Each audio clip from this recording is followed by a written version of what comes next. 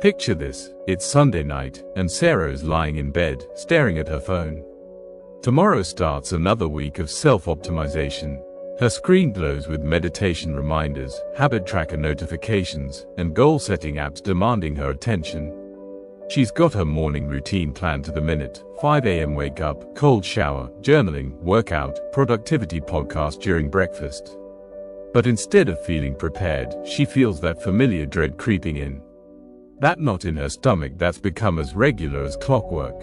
The same feeling she had last Sunday, and the Sunday before that, stretching back months into an endless cycle of hope and disappointment. Despite consuming every self-help book, every mindfulness course, every productivity system that promises transformation, Sarah still feels like she's losing a race against herself. The harder she tries to become the person she thinks she should be, the further that person seems to slip away. She's become a student of her own inadequacy, a scholar of her own shortcomings. Here's what nobody told Sarah, and what nobody tells you, about the self-improvement industrial complex: it's not making you better. It's making you worse, more fragmented, more anxious, more at war with yourself than ever before. What if I told you that the very belief that you need to be fixed is what's breaking you? What if the problem isn't that you haven't found the right technique yet, but that you're trying to solve the wrong problem entirely? This is the radical message of Alan Watts, who saw through our culture's obsession with self-improvement decades before it became a $13 billion industry. His insight was both liberating and disturbing: you are not a problem to be solved. You never were. The manufacturing of inadequacy. Let me take you back to when you were 5 years old. Do you remember believing you were broken? Do you remember thinking you needed fixing, optimizing, upgrading? Of course not. That's because inadequacy isn't natural, it's manufactured. From the moment you could understand language, our culture began its subtle but relentless programming: you are not enough as you are. This message comes disguised as motivation, wrapped in inspirational quotes about reaching your potential and becoming your best self.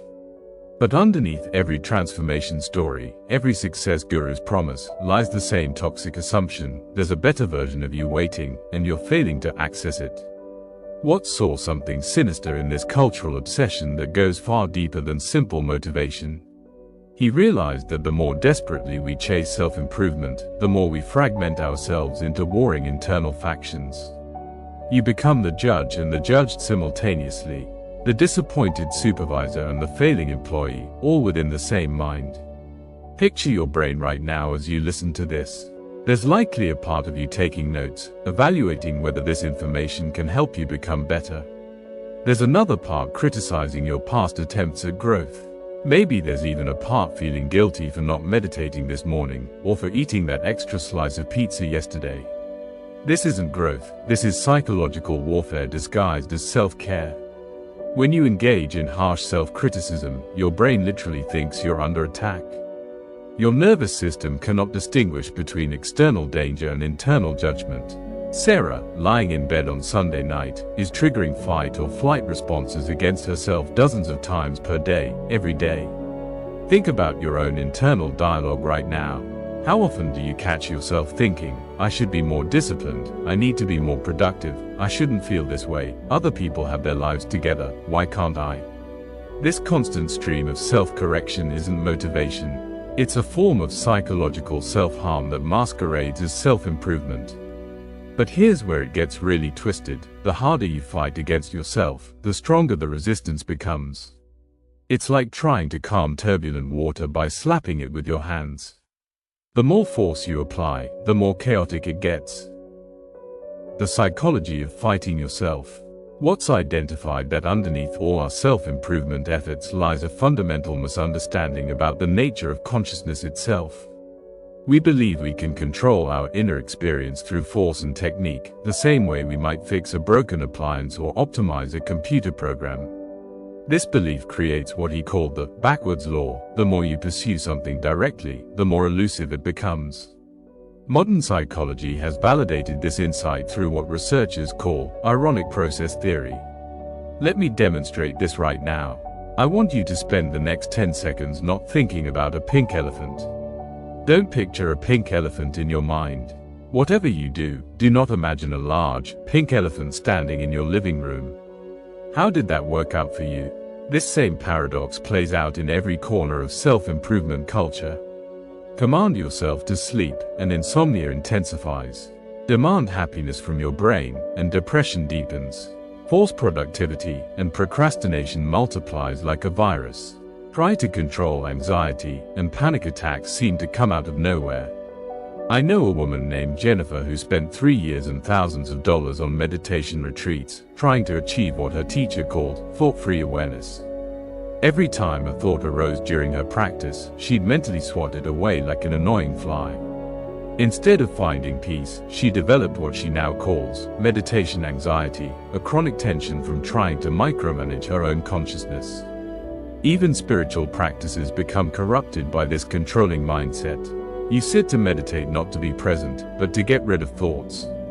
You practice mindfulness not to accept what is, but to engineer a particular feeling.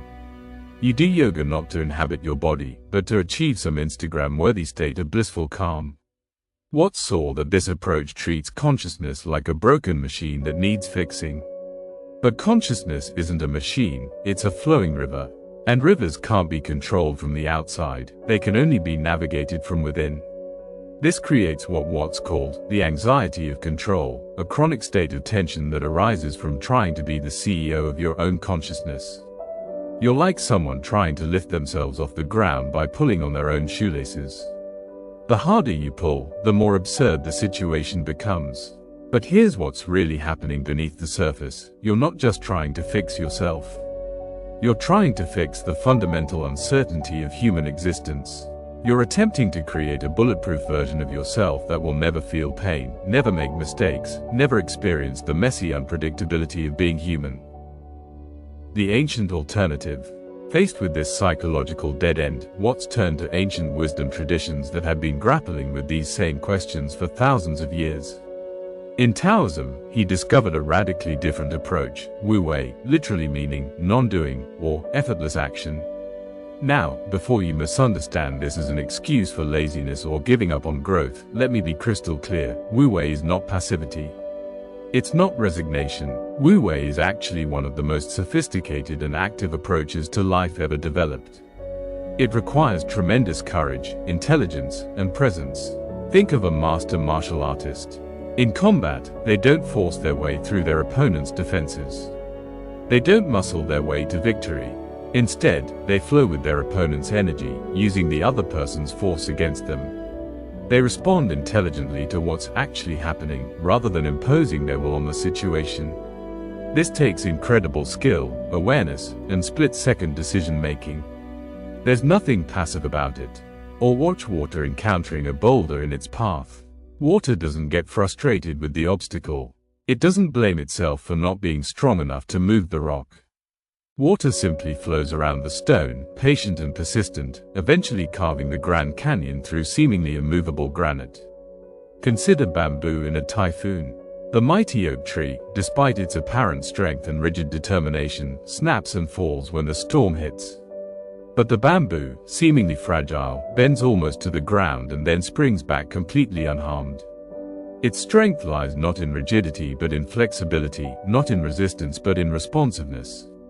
This is nature's intelligence at work, maximum effectiveness with minimum effort, achieved through harmony rather than force. And here's what's crucial insight: human beings are not separate from nature. We are nature. We have the same capacity for effortless effectiveness, but our cultural conditioning teaches us to fight against our own natural intelligence instead of working with it. Modern psychology is finally catching up to this ancient wisdom through research on self-compassion. People who treat themselves with kindness, the way they would treat a beloved friend going through difficulties, experience dramatically less anxiety and depression, greater emotional resilience, and better actual performance on challenging tasks. Their relationships improve and they report significantly higher life satisfaction. But here's the remarkable part: self-compassion isn't self-indulgence. It's actually more motivating than self-criticism because it doesn't trigger your brain's threat response system. When you're kind to yourself, your nervous system relaxes into the optimal state for creativity, problem-solving, and positive change. This validates what Watts understood intuitively: fighting against yourself creates the very problems you're trying to solve. Working with yourself, with the same patience and intelligence that nature demonstrates everywhere, opens up possibilities you never imagined. The practice of radical acceptance. So how do you actually apply this wisdom in a world that demands constant optimization? How do you live with wu-wei intelligence when your boss expects results, your family has needs, and your bills demand payment? Watts suggested starting with what he called radical acceptance, the willingness to be exactly as you are right now, without needing to fix, improve, or upgrade anything. This isn't giving up on growth or change. It's changing the fundamental starting point from self-rejection to self-acceptance.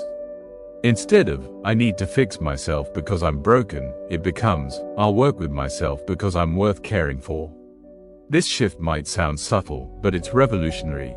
It's the difference between trying to force a river to flow uphill and learning to navigate the current that's already there. Let me give you some concrete examples of how this plays out in real life. When difficult emotions arise, and they will, instead of immediately trying to eliminate them, you learn to observe them like weather patterns. Anxiety isn't a mistake that needs correcting, it's information about your nervous system's response to perceived threats.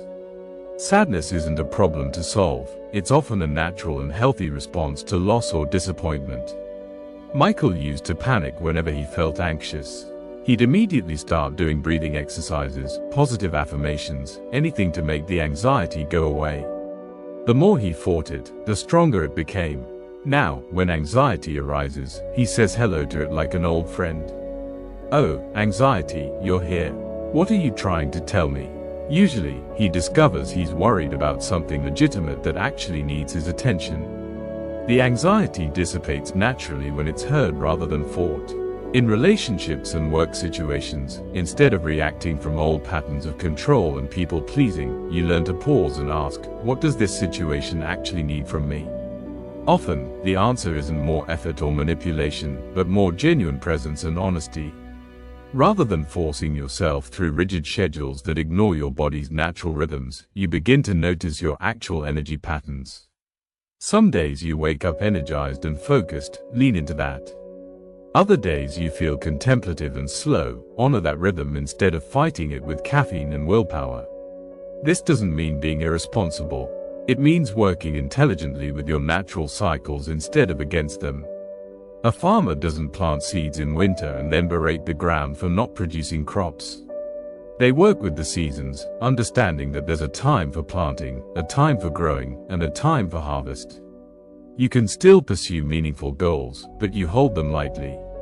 You work toward what matters while accepting that outcomes aren't entirely under your control.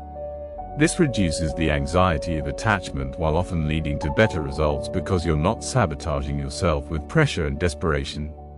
The most radical practice is treating yourself the way you would treat a beloved friend going through exactly what you're experiencing.